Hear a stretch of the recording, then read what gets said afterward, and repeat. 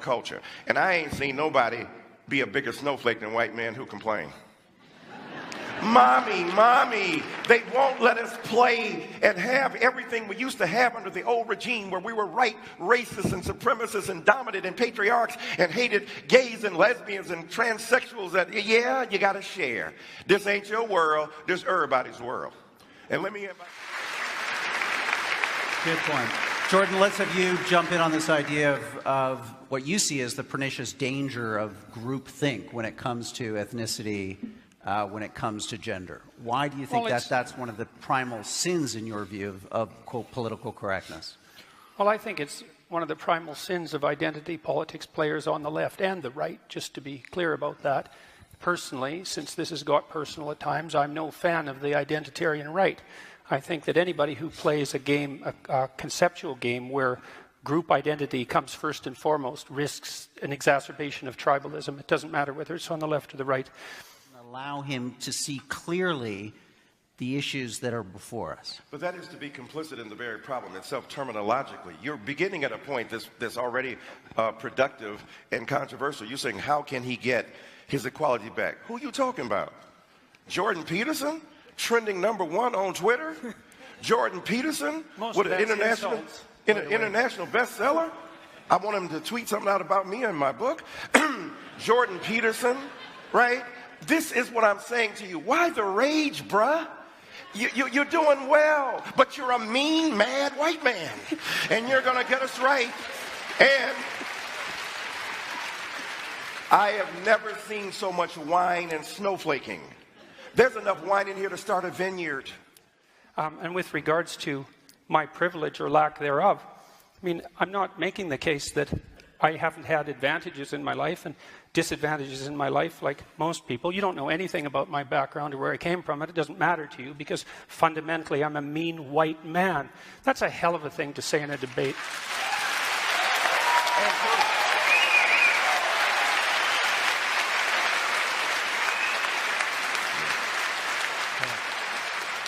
Let me just say. Very, very brief, because I want to move on to men and women. The mean, mad white comment was not predicated upon my historical excavation of your past. It's based upon the evident vitriol with which you speak and the denial of a sense of equanimity among combatants in an argument. So I'm saying again, you're a mean, mad white man, and the viciousness is evident. Okay.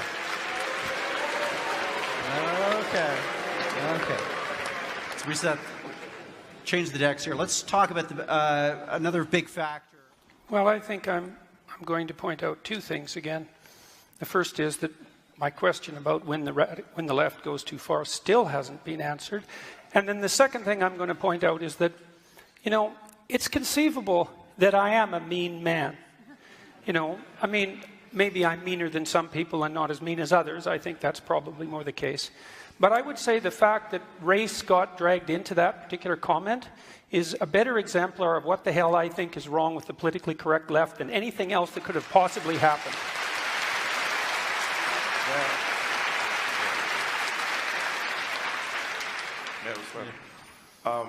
Imagine the hurt, the anxiety,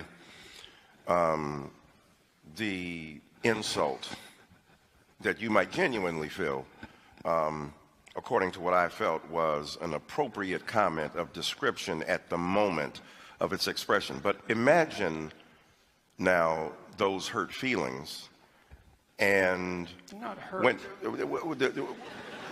Okay, you feel great. You feel great about it. That's really different. I'm not a victim. I'm not hurt. I'm appalled. You're not hurt. Okay, you wouldn't be a victim. So what's interesting is that whatever non-traditional feelings of empathy you endure at this particular point, the point is, imagine then the horrors that so many others have had to put up with for so long when they are refused to acknowledge their humanity. Now, I take your point seriously. So your group of let me finish. Let me finish, though. Let me finish. To me. Let me finish, sir. That figures. You're not my inquisitioner, okay? What I'm saying to you is that we need to an indigenous or First Nations community where we're able to engage in some of the lovely conversation, but also to listen and hear. And when I added race to that, I was talking about the historically evinced inability to acknowledge others' pains equally to the one that they are presently enduring. So, as a human being, I love you as my brother, but I stand by my comment. Well, I've seen the sorts of things that you're talking about. I happen to be an honorary member of an indigenous family, so don't tell me about what I should go see with regards to oppression. You don't know anything about me. You asked me a question, I gave you a response. Yeah. You gave me a generic response, a generic race-based response. Jordan Peterson, I would like for you to come with me, Michael Eric Dyson, to a Black Baptist church. You been to one of those? I would be happy to do that. By the way. All right, I'm going to hook you up. Okay, right. Good. We'll make sure that happens. One more quick round, and then we're going to go to closing statements. And Stephen Fry, I want to get your response. I want this be in a sense, looked back upon as something positive a generation from now. I think people will look back on this debate and wonder why political correctness wasn't discussed. I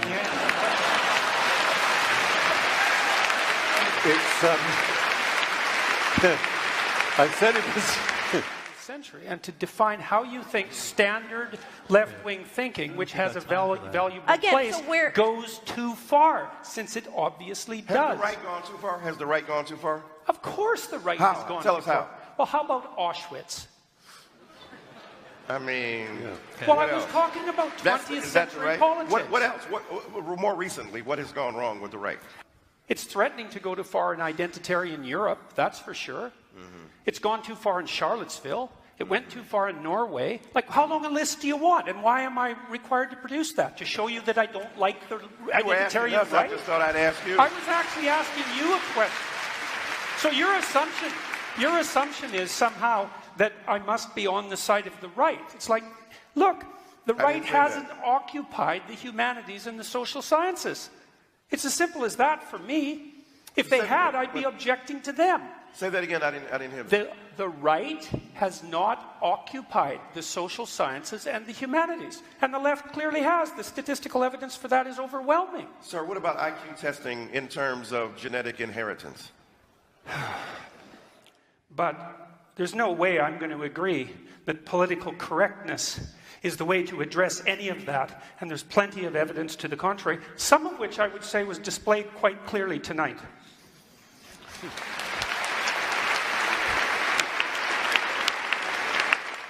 Thank you both. We're just going to do a quick discussion with the online audience who's watching right now, just to get your reactions to the debate. And maybe to start with you, Jordan. There were some heated moments here. Did that surprise you, that the exchanges that you had with Michael Eric Dyson? Well, I wouldn't say it surprised me. Well, I suppose it probably did. It just didn't seem like a very good tactical move.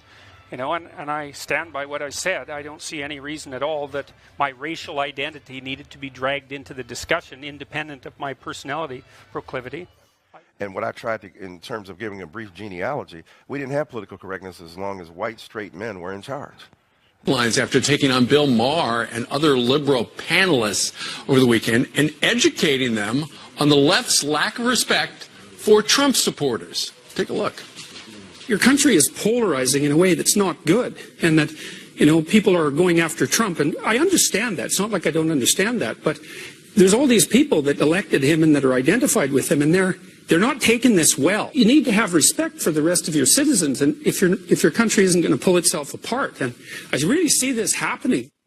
Dr. Peterson joins us right now. He, of course, is a psychology professor at the University of Toronto and author of a New York Times bestseller, 12 Rules for Life, and just released the new audiobook version of Maps of Meaning. He joins us live right now from Canada. Good morning to you, Doctor.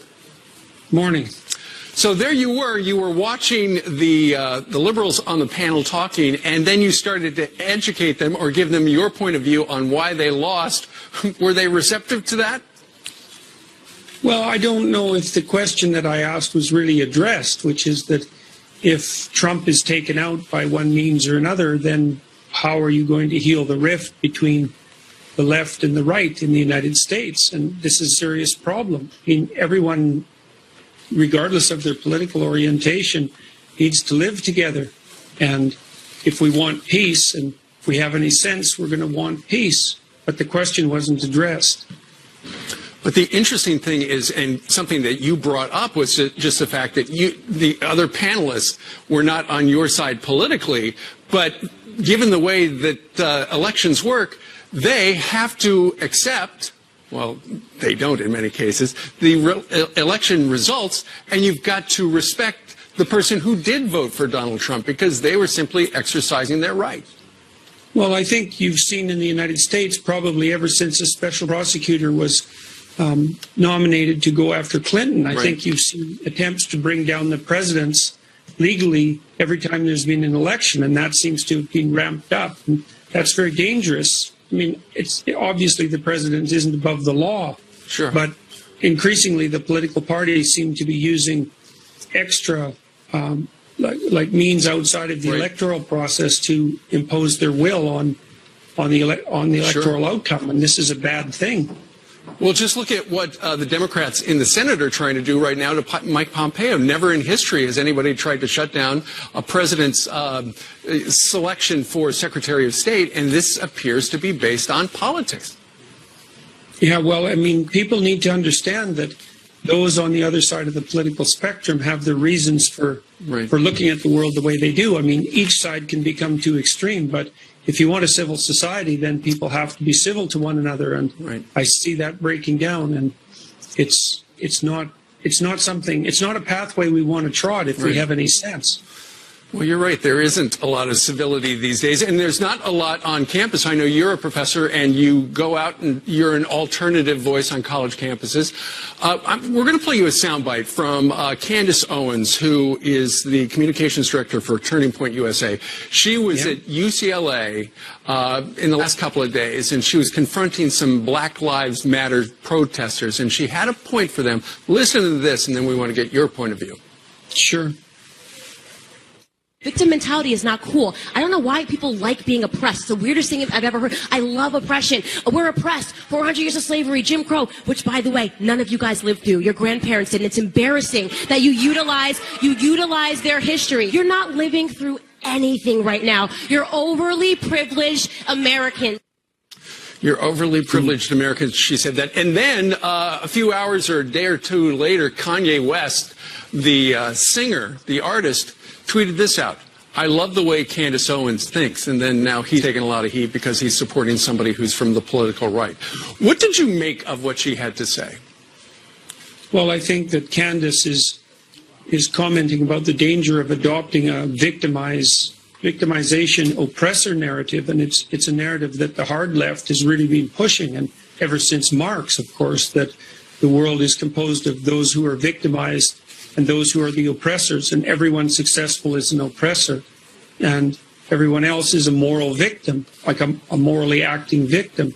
And it's a very, very dangerous narrative, and it's certainly one that's unbelievably widespread on university campuses. To look at the world that way, to look at the world through a group identity lens, is puts us back in a tribal situation and will produce conflict. It has throughout the 20th century. And so Candace is objecting to that, and rightly so. It's an unbelievably pernicious ideology, and the universities are to blame for distributing it in large part. It's really appalling and dangerous. Well, when you look at just politics in general, during the last election cycle back in 2016, the Democrats did adopt a very strong identity politics program, and all the postmortems had said that really didn't work. So it will be interesting to see what the Democrats do going forward. Yeah, well, I mean, the right-wingers, the conservative types like Candace have to tell a better story than the Democrats, and the story's got to be, and this goes for centrist liberals too, the story has to be that, there's obviously racial differences and ethnic differences and gender differences and all of that, and some of that manifests itself in terms of prejudice, but the fundamental issue is that we've always regarded the individual as the measure in the West, and that's the best idea the world's ever had. And if we lose that, then it's going to be catastrophic. So everyone should be pushing against that, whether they're on the right or the left, if they have any sense. And the moderate left needs to dissociate themselves from the radical left, and this is something they refuse to do. It's conceptually difficult to do it, but it's a moral imperative. It's a moral necessity. Let's see what happens. All right, Jordan, thank you very much. By the way, folks, Dr. Peterson has developed a new online writing program. It's called Self-Authoring. If you're interested, go to selfauthoring.com for more information. And Dr. Peterson, thank you very much for joining us today from Canada. All right, Candace Owens, she's the communications director for Turning Point USA. She's been on our show a lot. She was out at UCLA, right? Liberal California, and she was heckled. She was talking about, other issues, I think finance, and she was heckled by someone in the crowd, a few people in the crowd, Black Lives Matter protesters. Exactly. And this was her response to them.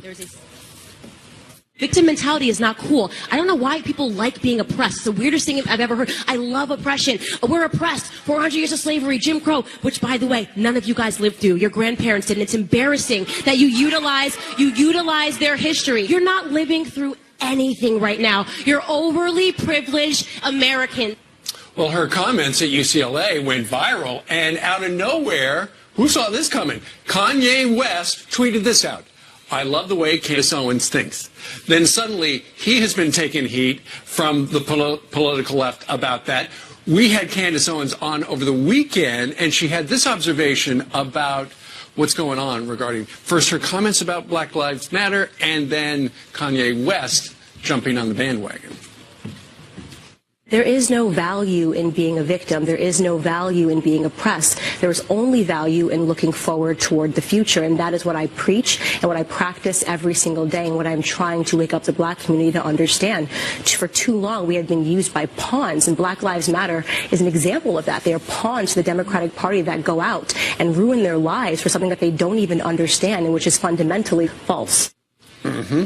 She also tweeted this out. I'm freaking out at Kanye West. Please take a meeting with me. I tell every single person that everything I have been inspired to do was written in your music. Wow.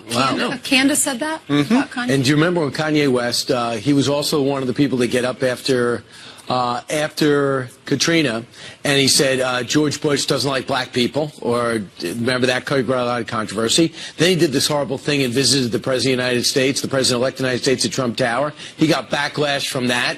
He pretty much does his own thing. Dr. Jordan Peterson, who's written one of the most successful books in the world today, talked about that after Steve played the soundbite of Candace speaking out against that heckler.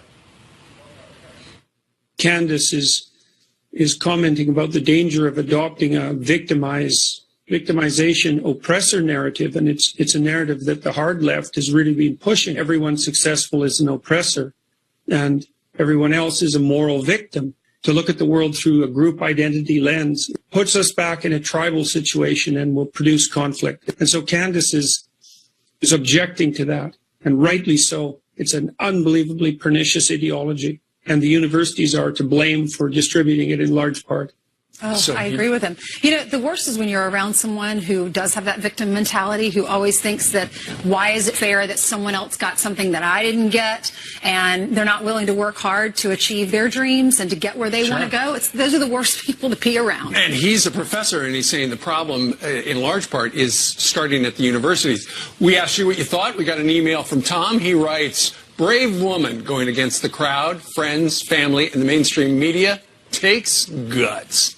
Edward writes again, how refreshing to hear a young, brilliant American woman talk about race and facts of the matter. Another Twitter user writes this, people like Candace give me hope for the future of this country, no matter the race, sex, or